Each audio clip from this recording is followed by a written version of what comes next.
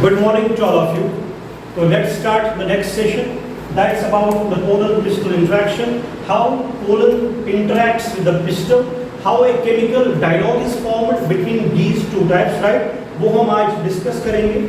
तो पहली बात, ध्यान से सुनना मेरी बात. अगर आप टॉपिक की तरफ देखोगे, it is actually an interaction between pollen and that of crystal. है ना?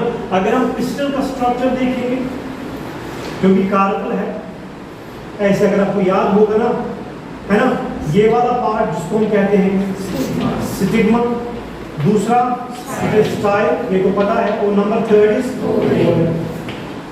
यहाँ पे क्या होते हैं ओवरी के इनसाइड में, क्लियर है ना? ये हुआ आपका, ये हुआ वही. ध्यान से सुनना मेरी बात. पहला पॉइंट, पोलन क्रिस्टल इंटरेक्शन होता क्या है, उसमें वो सभी प्रोसेसेस आते हैं जो टेक्स प्लेस आफ्टर पॉलिनेशन. जब पॉलिनेशन खत्म होती है उसके बाद जो भी इवेंट्स आते हैं, है ना, वो सभी इवेंट्स आते हैं पोलन क्रिस्टल इंटरेक्शन में. क्योंकि जब यहाँ पे पोलन गिरा, ये है आपका पोलन, है ना, जब वो ये लैंड हुआ स्टिग्मा पे, उसके बाद आपको पता है वहां पे जर्मिनेशन होगी. कहाँ पे जर्मिनेशन होगी? स्टिग्मा, है ना. जर्मिनेशन के लिए स्टिग्मा पे नंबर 1 कुछ केमिकल सब्सटेंसेस होते हैं, और अल्टीमेट पॉइंट जो उसको प्रमोट करते हैं किसमें? जर्मिनेशन में. Try to understand each and every point आराम से. लैंड हुआ पोलन यहाँ पे, उसके बाद जब वो जर्मिनेट होगा ना, वो क्या बनाएगा? Pollen tube. और अल्टीमेट पॉइंट स्टाइल से होके पोलन ट्यूब बनाएगा, है ना.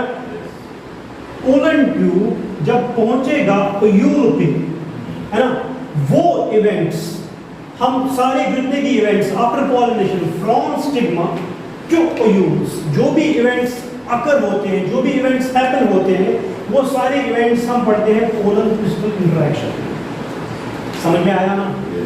आफ्टर फर्टिलाइजेशन जो भी प्रोसेस होती है पोलन की, ultimate point from stigma to the ovules, obviously उसके बाद ओवरी, है ना, पहले ओयूल उसके बाद ओवरी, वो सभी प्रोसेस हम देखते हैं पोलन क्रिस्टल इंटरेक्शन. अब यहाँ पे क्वेश्चन राइज होता है, कौन सा पोलन एक्सेप्ट होगा, कौन सा पोलन रिजेक्ट होगा, है ना. पॉलिनेशन हुई, पॉलिनेशन यू नो ना, पोलन आया, वो कहाँ पे आएगा?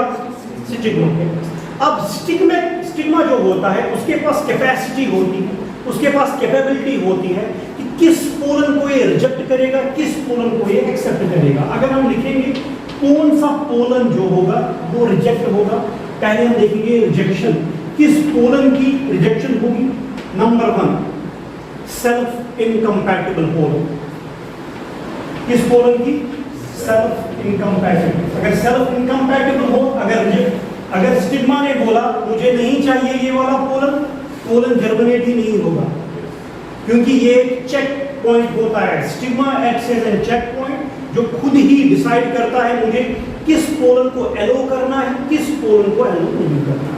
तो दूसरा, अगर पोलन आया डिफरेंट प्लांट स्पीशी का, सेम प्लांट स्पीशी का नहीं आया, अगर डिफरेंट प्लांट स्पीशी का पोलन आया, वो पोलन भी रिजेक्ट होगा ही होगा. दो चीजें आपको याद रखनी है ना. कौन सा पोलन एक्सेप्ट होगा, सॉरी रिजेक्ट होगा? सेल्फ इनकम्पैटिबल पोलन, और दूसरा डिफरेंट प्लांट स्पीशीज का. इसी तरह से एक्सेप्ट कौन सा पोलन होगा? शाबाश, कंपैटिबल पोलन. कौन सा? Compatible pollen. Compatible pollen accept होगा दूसरा सेम स्पीशीज, है ना. आसान है ना ये? सेम प्लांट स्पीशीज से जो भी पोलन आएगा वो एक्सेप्ट होगा. इतना समझ में आया? दैट मीन्स अगर हम नटशेल में कहेंगे, एक केमिकल डायलॉग होता है. There is a chemical dialogue that takes place between this pollen tube and stigma. आप ध्यान से सुनो, क्योंकि अगर पोलन एक्सेप्ट हुआ वो क्या बनाएगा? Pollen tube. Are you getting the point? समझ में आ रहा है ना? दैट मीन्स एक केमिकल डायलॉग होता है इस पोलन ट्यूब और स्टिग्मा के दरमियान, या हम ऐसे भी कहेंगे in order to avoid confusion, एक केमिकल डायलॉग ऑकर हो सकता है between the pollen and stigma. पहला पॉइंट. उसके बाद पोलन बनाएगा पोलन ट्यूब. अगर वो एक्सेप्ट हुआ ना, तो ये आपको याद रखना है, ये नीट में क्वेश्चन आया है बेटा कि केमिकल डायलॉग किस किस के दरमियान आता है. तो आपको पता होना चाहिए पोलन ट्यूब एंड स्टिग्मा. है ना? जब ये डायलॉग होता है तभी जाके एक्सेप्ट कोलन होता है या रिजेक्ट कोलन होता है। समझ में आया? अब देखो आगे क्या होता है, ध्यान से सुनना मेरी बात, यहां पे आप ध्यान से सुनना। थोड़ा सा मैं आपको रिकॉल कराता हूं। जो कोलन है, जो मैंने पढ़ाया, कोलन रेंज जो होता है, पढ़ाया है मैंने आपको, how many types of cells are present? 2 types of cells. कौन कौन सी सेल? वेजिटेटिव सेल और वेरी गुड। मैं थोड़ा सा यहाँ पे रिकॉल करता हूँ आपको। अगर मैं ऐसे बनाऊंगा, ये है स्टिग्मा, है, ये है हमारा स्टाइल पोर्शन, राइट? यहां से में कोलन जो होगा, जब वो जर्मिनेट होगा तो यहां से बीचों बीच में जाएगा। और गेटिंग माय पॉइंट? स्टाइल से होके जाएगा ना। हेलो, ध्यान से सुनना। इसमें 2 टाइप्स ऑफ न्यूक्लियाई होते हैं, इसको हम सेल्स भी कहते हैं। यहाँ पे एक न्यूक्लियाई, यहाँ पे एक न्यूक्लियाई। अब जर्मिनेट हुआ कोलन रेंज, राइट? जब ये जर्मिनेट होगा, जब ये पास ऑन होगा थ्रू स्टाइल, इसमें 2 टाइप्स ऑफ सेल्स होते हैं। Number 1 is generative and number 2 is vegetative, है ना? दैट मींस ये वाला जो होगा, ये होगा वेजिटेटिव न्यूक्लियाई, होगा कि नहीं? वेजिटेटिव सेल ना, क्लियर? यहां पे ये जो होगा, ये क्या होगा? जनरेटिव। वेरी। अगर मैं यहां पे पढ़ाया मैंने आपको उससे पहले वाले लेक्चर में, अगर हम 3 सेल स्टेज की बात करेंगे, क्योंकि आपको पता है एंजियोस्पर्म में कोलन शेड होते हैं 2 सेल पे मैक्सिमम में, और 40% में 3 सेल पे। अगर मैं यहाँ पे 3 सेल्स की बात करूंगा तो मैं ये भी कह सकता हूं ना, यहाँ पे ये जो 2 है ये मेल गैमेट्स है। ट्राई टू अंडरस्टैंड, है कि मेल गैमेट्स? दैट मींस जो ही पोलन ट्यूब नीचे आया, पोलन ट्यूब के बिल्कुल नीचे में पहले वेजिटेटिव सेल होती है यहाँ पे, उसके तुरंत ऊपर में 2 मेल गैमेट्स होते हैं, साथ साथ में वो ट्रैवल करेंगे, अब आगे आगे जाएंगे। Are you getting my point? हाँ, अगर मैं यहाँ पे 2 सेलेड की बात करूंगा, 2 सेलेड स्टेज की बात करूंगा, तो क्या क्या होगा समझ बेटा? ये वेजिटेटिव तो पक्का है ना, यहाँ पे क्या होगा? एक ही मेल गैमेट। दैट मींस हम लिखते हैं यहाँ पे जनरेटिव न्यूक्लियस होगा। Are you getting my point? समझ में आ रहा है ना? अब ये स्टेज हो या ये स्टेज हो, जो ही ये अप्रोच करेगा आगे आगे, ये वेजिटेटिव न्यूक्लियस जो है ये डिवाइड होगा फर्दर। क्या होगा? अरे बेटे समझ में आ रहा है ना? हम क्या पढ़ रहे हैं? पोलन पिस्टल इंटरेक्शन, उसको मैं लिंक करूंगा फर्टिलाइजेशन के साथ। ध्यान से सुनना मेरी बात, ये समझ में आया? यहां से पोलन एक्सेप्ट हुआ, जो ही पोलन एक्सेप्ट हुआ, स्टिग्मा ने बोला भाई चलो पोलन ठीक है, मुझे कंपैटिबल पोलन चाहिए, ये मिला मुझे। उसके बाद जर्मिनेट होके ये पोलन ट्यूब बनेगा। आपको पता है पोलन रेंज में वेजिटेटिव न्यूक्लियस और जनरेटिव होता है, राइट? तो वेजिटेटिव वाला फ्रंट पे होगा, जैसे मैंने दिखाया आपको यहाँ पे, ये फ्रंट पे होगा। उसके बाद 2 मेल गैमेट्स आपको यहाँ पे मिलेंगे, वो ट्रैवल करते हुए आगे जाएंगे। बिफोर के हम बोलेंगे, अब सुनो मेरी बात, फर्टिलाइजेशन को बिफोर प्रमोट करने के लिए हम यहाँ पे बोलेंगे कि कैसे ग्रोथ होता है पोलन ट्यूब का। किसका? ध्यान से सुनना, growth of pollen tube is always chemotactic. क्या होता है? कीमोटैक्टिक। दैट मींस इसकी ग्रोथ होती है by means of chemicals, by means of chemicals. Apart from that, अगर हम बोरान ऐड करेंगे, बोरान यू नो ना, पढ़ाया मैंने आपको मिनरल्स में, बोरान एक मिनरल है, राइट? एलिमेंट है ना? हाँ, अगर हम बोरान ऐड करेंगे, वो भी ग्रोथ करता है किसकी? पोलन ट्यूब की। किसकी? बोरान भी एक्ट करता है फॉर द ग्रोथ ऑफ किसका? पोलन ट्यूब का। इतना समझ में आया? हम इसके बाद सीधे आते हैं ग्रोथ पे, जो मैं पढ़ा रहा हूं आपको। पोलन ट्यूब कैसे ग्रो हो रहा है? नंबर 1 शाबाश, कीमोटैक्टिक से, दैट मींस केमिकल्स प्रमोट करेंगे। अगर हम बोरान भी ऐड करेंगे, इंड्यूस करेंगे आर्टिफिशियली, ये भी ग्रोथ करेगा किसका? पोलन। वेरी गुड, इतना समझ में आया? आज ये पोलन ट्यूब जो होता है कुछ प्लांट स्पीशीज में, पोलन ट्यूब में लिखूंगा यहां पे, कुछ प्लांट स्पीशीज में ये हॉलो होता है, कुछ प्लांट स्पीशीज में ये सॉलिड होता है। कौन सा? क्या? Pollen tube. हाँ, ये वाला स्ट्रक्चर मैक्सिमम केसेस में हॉलो होता है, मैक्सिमम। मिनिमम केसेस में सॉलिड होता है। समझ रहे हो ना मेरी बात? क्वेश्चन बनता है यहाँ नीट के लिए। मैक्सिमम केसेस में जो पोलन ट्यूब होता है वो क्या होता है, हॉलो होता है ना। और कुछ केस में सॉलिड होता है ना। जहां पे सॉलिड होता है वहां पे एक टिश्यू होता है जिसको हम कहते हैं ट्रांसमिशन टिश्यू। क्या कहते हैं, ट्रांसमिशन। अगर ये भाई सॉलिड होगा फिर कैसे पॉसिबल होगा ट्रांसमिट करेगा टिश्यू, यही वाला टिश्यू, यही इसको आगे करेगा, है ना। Are you getting my point? जहां पे हॉलो होगा वहां पे खुद ही ट्रैवल करेगा, और जहां पे सॉलिड होगा वहां पे कैसे करेगा, किस टिश्यू की वजह से, ट्रांसमिशन। ये है, आई डोंट नो ये टेक्स्ट बुक में लिखा है नहीं लिखा है। ट्रांसमिशन टिश्यू से पोलन ट्रैवल करेगा। क्लियर है इतना? कितना क्लियर है? मैं रब करूं? हाँ। अब सुनो, उसके बाद ग्रोथ भी हो गया पोलन ट्यूब का। अब हम देखेंगे एंट्री कैसे होती है पोलन ग्रेन की। ध्यान से सुनना मेरी बात, मैं यहां पे लिखूंगा एंट्री या पोलन ट्यूब की, मोर सिस्टमेटिकली पोलन ट्यूब। हम पोलन का क्यों लिखेंगे, पोलन तो आया ना नीचे ना, अब हमारे पास पोलन ट्यूब भी है, जो भी है वो पोलन ट्यूब भी है। अब मैं लिखूंगा यहाँ पे एंट्री ऑफ पोलन ट्यूब। मैं डायग्राम बना दूंगा, आपको समझ में अच्छे से आ जाएगा।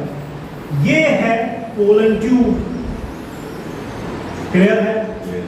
पोलन ट्यूब है ये कि कहां से है, बीचों बीच स्टाइल से ट्यूब में है, राइट। यहाँ पे क्या है, कौन सी न्यूक्लियस है, वेजिटेटिव न्यूक्लियस। यहाँ पे कितने मेल गैमेट्स हैं, 2। कितने मेल गैमेट्स हैं, 2 male gametes. Male gametes, try to understand it. Pollen tube travel करता है फीमेल रिप्रोडक्टिव पार्ट में या मेल रिप्रोडक्टिव पार्ट में। ये कहां पे है, फीमेल में, ये उसमें है ना ये। Are you getting my point? That means जब ये आगे आगे जाएगा, यहां पे मैं कुछ बनाता हूं आपको अंडरस्टैंड करने के लिए। फॉर एग्जाम्पल यहां पे वो सेल्स आप रिकॉल करो, अब एम्ब्रियो सेल का स्ट्रक्चर रिकॉल करो ना, फीमेल गैमेटोफाइट का। ये वाली सेल कौन, very good, egg cell. Clear? ये 2 सेल्स कौन, साइनर्जिड्स। आपको यहीं से क्लियर होगा, आई होप सो। यहां पे क्या, filiform apparatus, very good, FA, filiform apparatus. Clear? यहां पे क्या, 2 डॉट्स, 2 पोलर न्यूक्लियाई, पढ़ा है मैंने आपको। क्लियर? यहां पे क्या, एंटीपोडल्स, है ना, 3 एंटीपोडल्स। एंटीपोडल्स, क्लियर है? इस पूरे सेल को हम कहते हैं सेंट्रल सेल। देखो ध्यान से सुनना, ये स्ट्रक्चर कहां पे होगा, ऑब्वियसली, है ना, बल्जिंग पार्ट नहीं होगा। जो ही यहां पे ये वेजिटेटिव सेल जो होगी इसमें डिविजन हो जाएगी, हो गया, खत्म इसकी कहानी, राइट। अब ये जो मेल गैमेट से ये ट्रैवल करेंगे, आगे आगे पहुंचेंगे। ध्यान से सुनना मेरी बात, ये इसमें घुस जाएंगे, किसमें, साइनर्जिड्स में। एक ही साइनर्जिड में दूसरा साइनर्जिड डिजेनरेट वहीं पे होता है। जो ही मेल गैमेट एक साइनर्जिड में पास ऑन होते हैं, दूसरा खत्म होता है। अब ये फिलीफॉर्म एपेरेट्स है, मैंने आपको बताया है डेफिनेशन। क्या करेंगे, ये गाइड करेंगे, है ना, पोलन ट्यूब को ये गाइड करेंगे। इतना ही लिखा है ना आपने। देखो जब ये यहाँ पे पहुंचते हैं, ये फिलीफॉर्म एपेरेट्स उसको गाइड, एक मेल गैमेट को ये यहाँ पे पहुंच जाता है, कहाँ पे, एग सेल में, और दूसरा मेल गैमेट चला जाएगा यहाँ पे। Try to understand. Filiform apparatus का काम है ना यही, ये गाइड करता है पोलन ट्यूब को। पोलन ट्यूब में आगे क्या है, मेल गैमेट्स, वेजिटेटिव न्यूक्लियस तो खत्म है ना। Are you getting my point? एक मेल गैमेट कहां जाएगा, एग सेल में, दूसरा मेल गैमेट 2 पोलर न्यूक्लियाई के साथ, शाबाश, अटैच होगा। वेरी गुड, हुआ अटैच। तो उसके बाद क्या होता है, जिस प्रोसेस को हम फर्टिलाइजेशन अब कहते हैं, मैं लिखूंगा यहां पे फर्टिलाइजेशन। आपको ये बड़ा इंटरेस्टिंग लगेगा और आई होप आपको समझ में आ जाएगा। एक मेल गैमेट जब किसके साथ फ्यूज करेगा, egg cell plus 1 male gamete, 1 male gamete, तो क्या बनाता है, जाइगोट। वेरी गुड, क्या बना, जाइगोट। इस प्रोसेस को हम सिंगैमी भी कहते हैं। क्या कहते हैं, फ्यूजन हुआ ना, Yes. एक मेल गैमेट दूसरे के साथ फ्यूज हुआ तो सिंगैमी हो गया। Yes. उसके बाद जब जाइगोट बनता है दोनों साइनर्जिड्स क्या होंगे? डीजेनरेट, खत्म, उनका काम गया ना। Yes. फिलिफॉर्म एपैरेटस का काम गया, है ना। अब दूसरा मेल गैमेट कहाँ पहुंचता है? दो पोलर न्यूक्लियाई के साथ। तो हम लिखेंगे सेकंड मेल गैमेट है, Yes. Second male gamete plus कितने पोलर न्यूक्लियाई है? दो पोलर न्यूक्लियाई, राइट। तो टू पोलर न्यूक्लियाई, यहाँ पे एक स्ट्रक्चर बनता है जिसको हम कहते हैं PEN। PEN means primary endosperm nucleus. क्या कहते हैं? Primary, very good, primary endosperm nucleus. समझ में आया? Yes. जो ही पेन बनता है प्राइमरी एंडोस्पर्म न्यूक्लियस, जो एंटीपोडल्स होते हैं वो डिजेनरेट गया, उनका काम किया। एंटीपोडल डिजेनरेट वहां पे। अब देखो जाइगोट है 2n, क्लियर, डिप्लॉयड है। ये जो प्राइमरी न्यूक्लियस है ट्रिप्लॉयड है। क्या है? ये दो न्यूक्लियस और इसका एक nucleus. Are you getting my point? Yes. ये है 3n। इस जब प्राइमरी एंडोस्पर्म न्यूक्लियस बनता है इसको हम ट्रिपल फ्यूजन कहते हैं। क्या कहते हैं? क्यों? तीन क्या? तीन न्यूक्लियाई फ्यूज होते हैं, तीन न्यूक्लियाई, है ना, इसीलिए ट्रिपल फ्यूजन। दो, एक का मेल गैमेट का एक न्यूक्लियस और पोलर न्यूक्लियाई का दो न्यूक्लियाई। लेकिन पोलर न्यूक्लियाई गैमेट नहीं होता है, वो न्यूक्लियाई होता है। अगर क्वेश्चन आएगा ना नीट में, आप मुझे बताओ टोटल गैमेट्स कितने होते हैं, चाहे यहां से लेके यहां तक, कितने गैमेट्स? गैमेट्स तीन ही। Very good. कौन कौन सा? दो मेल गैमेट का और एक एक्सेल का। और किसका? एक्सेल का। लेकिन न्यूक्लियाई को हम न्यूक्लियाई ही कहते हैं। इसको हम कहते हैं ट्रिपल फ्यूजन। इन दोनों प्रोसेस को हम डबल फर्टिलाइजेशन कहते हैं। क्या कहते हैं? पहले फर्टिलाइजेशन में क्या बना? जाइगोट। Very good. दूसरे फर्टिलाइजेशन में क्या बना? हाँ, प्राइमरी एंडोस्पर्म न्यूक्लियस। समझ में आया? इस प्रोसेस को हम फर्टिलाइजेशन कहते हैं। इतना समझ में आया ना? हाँ, ये पूरा जो हमने एम्ब्रियो सैक बना दिया, उसका डायग्राम, ये पूरा क्लियर है। मेल गैमेट कहाँ जाएगा, किसके साथ क्या फ्यूज करेगा, समझ में आया? Very good. अब फर्टिलाइजेशन खत्म, उसके बाद क्या होगा? हमारे पास क्या है? शाबाश, हमारे पास जाइगोट है और क्या है? Primary endosperm nucleus. बस इतना ही है ना हमारे पास। और क्या है? सेंट्रल सेल में है, राइट। तो मैं एक स्ट्रक्चर ड्रा करूंगा, ध्यान से सुनना। फॉर एग्जाम्पल ये है जाइगोट, ध्यान से सुनना मेरी बात। ये है जाइगोट जो है 2n। यहाँ पे एक सेल है जिसको हम कहते हैं प्राइमरी एंडोस्पर्म न्यूक्लियस जो है 3n। अब क्या होगा उसके बाद, ध्यान से सुनना। अब जाइगोट चेंज होगा एम्ब्रियो में या उससे पहले क्या हो सकता है? लेकिन उसके तुरंत बाद जब प्राइमरी एंडोस्पर्म न्यूक्लियस बना, उसके बाद पहले इसमें डिविजन्स होंगी। किसमें? प्राइमरी एंडोस्पर्म न्यूक्लियस में। उसका रीजन है बिकॉज जो एंडोस्पर्म, जो लास्ट में एंडोस्पर्म बनाता है, प्राइमरी क्यों कहते हैं? Initially formed, right. ये वाला पोर्शन क्या कहते हैं हम? सेंट्रल सेल, है ना। इसको हम एक और नाम से भी कह सकते हैं, प्राइमरी एंडोस्पर्म सेल। क्या? लेकिन after fertilization, before fertilization we have to remember it is central cell, but after fertilization you can call it primary endosperm cell. Clear है? अब सुनो ध्यान से मेरी बात। ये जो प्राइमरी एंडोस्पर्म न्यूक्लियस है, ये क्या काम करता है? It provides food, it provides nourishment. ये फूड प्रोवाइड करेगा, ये नरिशमेंट प्रोवाइड करेगा किसको? Very good. जब जाइगोट चेंज होगा एम्ब्रियो में, जो ही एम्ब्रियो बनता है, ये इसको ऑब्वियसली एम्ब्रियो छोटा होता है ना, उसको फूड चाहिए ही चाहिए। जस्ट लाइक जैसे ह्यूमन्स में होता है, जब एक न्यूली बॉर्न बेबी एक मदर के पेट में होता है, उसको फूड चाहिए ना। फूड कहाँ से आता है? मदर खाती है प्लेसेंटा के थ्रू, राइट, और अम्बिकल कार्ड जिसको हम कहते हैं, वहां से ये फूड होता है। इसी तरह से प्लांट में एक जाइगोट को जब ये चेंज होगा एम्ब्रियो में, जो अभी पढ़ेंगे, राइट, उसको पहले फूड कौन प्रोवाइड करेगा? Primary endosperm nucleus. क्लियर? अब देखो क्या होता है, ध्यान से सुनना। अब उसके बाद हम पहले डिवीजन करेंगे एंडोस्पर्म के, तो मैं लिखूंगा यहाँ पे एंडोस्पर्म डेवलपमेंट कैसे होगा। ये इंटरेस्टिंग टॉपिक है, होप सो आप क्लास में अटेंड तो रहेगा। एंडोस्पर्म पॉलिनेशन भी होगी, राइट, फर्टिलाइजेशन भी होगी, जाइगोट भी बना, प्राइमरी एंडोस्पर्म न्यूक्लियस भी बना। अब पहले देखेंगे एंडोस्पर्म का डेवलपमेंट, क्लियर है ना। एंडोस्पर्म क्या करेगा, प्रोवाइड फूड। किसको प्रोवाइड करेगा food, embryo, more permanently to call it embryo, right, very good. अब उसके बाद हम देखेंगे, ध्यान से सुनना मेरी बात, कुछ सीड्स में एंडोस्पर्म खत्म होता है, उनमें एंडोस्पर्म नहीं रहता है, तो उन सीड्स को हम कहते हैं, अगर मैं सीड लिखूंगा यहाँ पे, ये हमें आगे भी बढ़ना है सीड में उसके बाद ही, तो उन सीड्स को हम कहते हैं नॉन एंडोस्पर्म। क्या, जिनमें एंडोस्पर्म नहीं रहता है उनको हम नॉन एंडोस्पर्म कहते हैं। जिनमें एंडोस्पर्म खत्म होता है, यूज होता है, अगर हम देखेंगे mostly it is found in case of dicots. किनमें,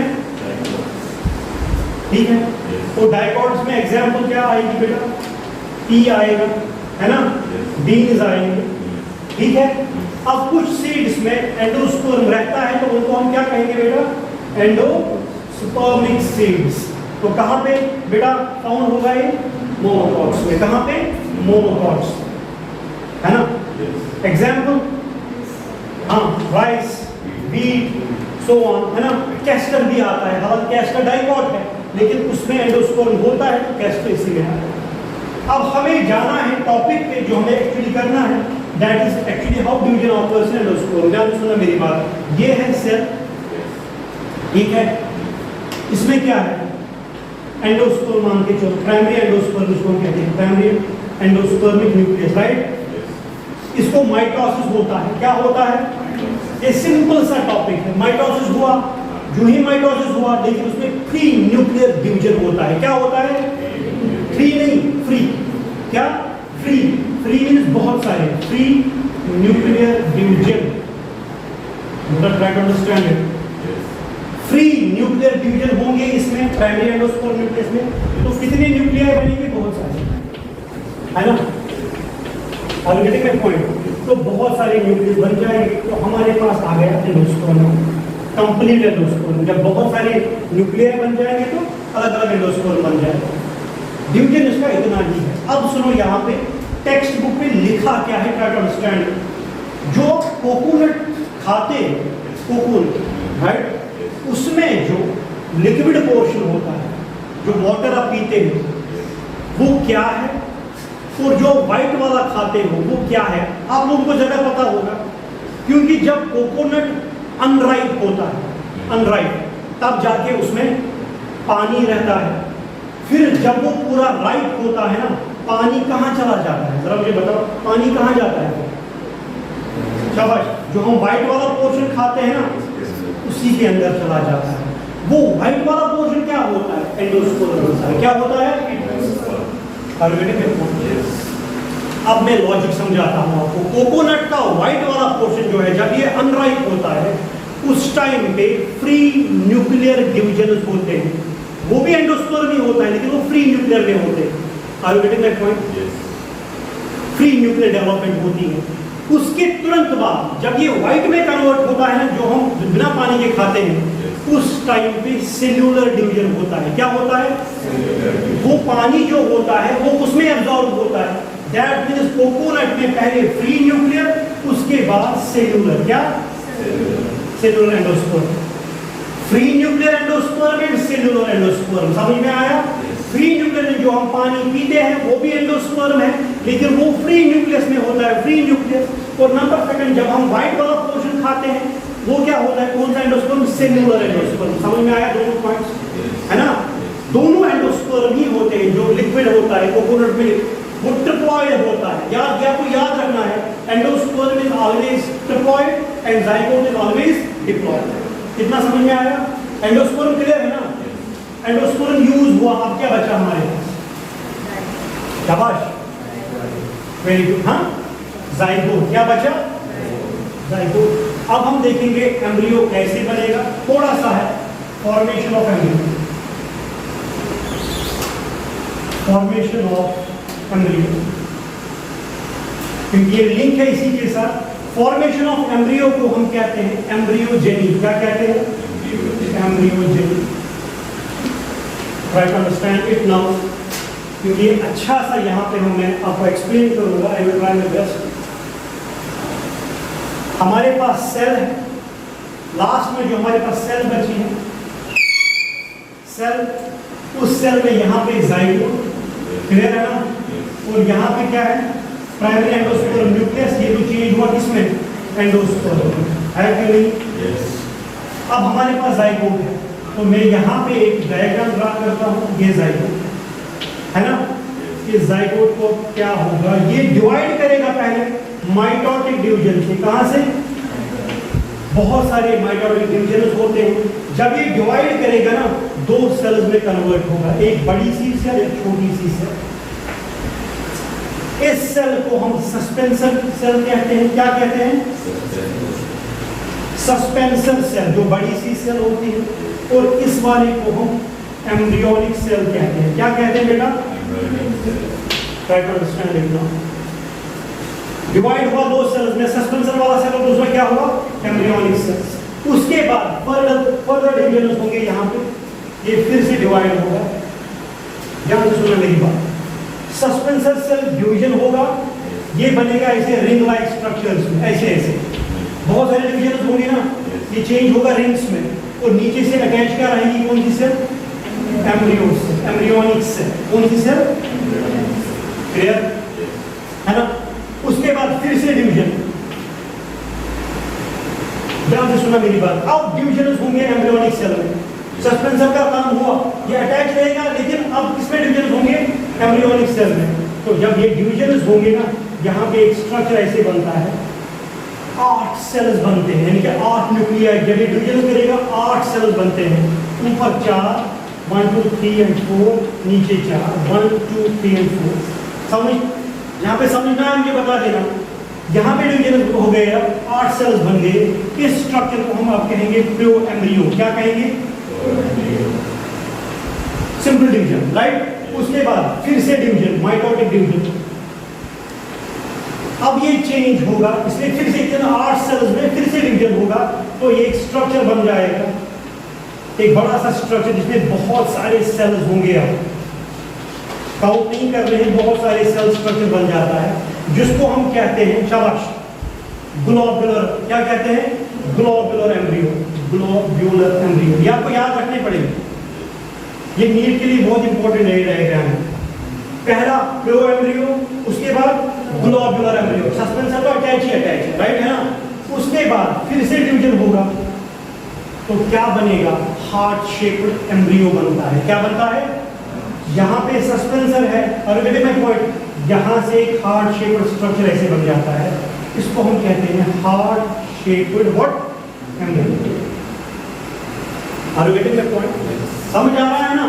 development, zygote divide हुआ, दो सेल्स में सस्पेंसर, बड़ी सी सेल, छोटी सी सेल, एम्ब्रियोनिक सेल। एम्ब्रियोनिक फिर में डिवीजन होगा। पहले जो ये वाली है सस्पेंसर सेल, इसमें रिंग्स बनेंगे, बहुत सारे सेल्स बनेंगे, और एम्ब्रियोनिक सेल अटैच रहेगी। उसके बाद डिवीजन आएगा एम्ब्रियोनिक सेल का, 8 न्यूक्लियाई, 8 सेल स्टेज का एक स्ट्रक्चर बनेगा, जिसको हम कहते हैं प्रो एम्ब्रियो। क्या? उसके बाद फिर से डिवीजन होगा, तो क्या बनेगा? Globular embryo. क्लियर? उसके बाद ग्लोब्यूलर एम्ब्रियो में फिर से डिवीजन होगा, तो क्या बनेगा? Heart shaped embryo. जो ही हार्ट शेप्ड एम्ब्रियो बन जाता है, उसके बाद कॉर्टिडल स्टार्ट होते हैं ग्रो करना। क्या? कॉर्टिडल स्टार्ट करते हैं। अगर डाइकॉट होगा तो 2 कॉर्टिडल, अगर मोनोकॉट होगा तो 1 cotyledon. That is the development of embryo. समझ में आया?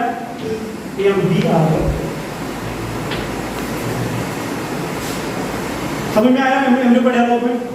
देखो हमने क्या टॉपिक आज डिस्कस किया, क्रक्स में बोलता हूँ 1 मिनट में, ध्यान से सुना मेरी बात। हमने जो आज टॉपिक डिस्कस किया, पोलन न्यूट्रिशन इंट्रैक्शन को छोड़ो, पॉलिनेशन की हमने कहा। उसके बाद फर्टिलाइजेशन पे आए। हमारे पास मेल गैमेट था, हमारे पास पोलन था, हमारे पास एम्ब्रियो सैक भी बना के था, राइट। तो उसमें हमने फर्टिलाइजेशन, जब हम फर्टिलाइजेशन पे गए, हमने बोला एक मेल गैमेट फ्यूज करेगा किसके साथ? एग सेल के साथ, तो जाइगोट बना। दूसरा मेल गैमेट फ्यूज करेगा 2 पोलर न्यूक्लियाई के साथ, तो क्या बना? एंडोस्पर्म। फिर हमने बताया ये हो गया डबल फर्टिलाइजेशन, राइट है ना। अगर आपको लगता है डबल फर्टिलाइजेशन किसने डिस्कवर की, तो नेवेस्टन। ये एग्जाम में नहीं आएगा, नीट के लिए नहीं इंपॉर्टेंट है। क्लियर? उसके बाद जब फर्टिलाइजेशन कंप्लीट हुआ, बाकी सेल डिजनरेट हुए, हमारे पास रहा जाइगोट और हमारे पास रहा primary endosperm nucleus, right? Primary endosperm nucleus always diploid, zygote is always diploid. उसके बाद फर्टिलाइजेशन के तुरंत बाद क्या बना, क्या किया हमने? एंडोस्पर्म डिवीजन किया। एंडोस्पर्म, प्राइमरी एंडोस्पर्म न्यूक्लियस में माइटोसिस डिवीजन हो गए, तो बहुत सारे फ्री न्यूक्लियर डिवीजन हो गए जिनको हम एंडोस्पर्म कहते हैं। क्लियर है? उसके बाद एम्ब्रियो फॉर्मेशन होती है। अब क्वेश्चन आता है कि एग्जाम में क्यों पहले क्यों एंडोस्पर्म डिवाइड करेगा, तो आपका आंसर क्या होना चाहिए? आपका ये आंसर आना चाहिए क्यों? उसको फूड प्रोवाइड करना है, किसको? एम्ब्रियो को, इसीलिए पहले डिवीजन होते हैं एंडोस्पर्म में। क्लियर? उसके बाद जब हम एम्ब्रियो की डेवलपमेंट पढ़ा हमने पढ़ा हमारे पास भाई जाइगोट है, जाइगोट में डिवीजन हो गई, mitotic division, no meiosis, right? तो पहला डिवीजन में दो सेल्स, सस्पेंसर और embryonic cell. Clear? Second mitotic division हुआ तो नंबर ऑफ रिंग्स बन गए जिनको हम सस्पेंसर कहते हैं, है ना? और नीचे से एम्ब्रियोनिक सेल। क्लियर? फिर से डिवीजन, तो कौन सा स्ट्रक्चर बन जाता है? यहाँ पे टू। क्लियर है ना? उसके बाद फिर से डिवीजन, तो ग्लोबुलर स्ट्रक्चर, ये नाम रखने हैं आपको याद, राइट है ना? उसके बाद क्या बोन बन गया? हार्ट शेप्ड एम्ब्रियो, हमारे पास कंप्लीट एम्ब्रियो बन गया और उसके अटैच में होंगे कॉर्टिडल्स। अगर डाइकॉट हुआ तो दो कॉर्टिडल, अगर मोनोकॉट हुआ तो that's all about today's lecture. I hope आपको अच्छे से समझ में आया, राइट? अब हमारा जो नेक्स्ट टॉपिक होगा वो लास्ट लेक्चर होगा इसका, जो हम सीड कल डिस्कस करेंगे। क्लियर? तो I think that's all about today's.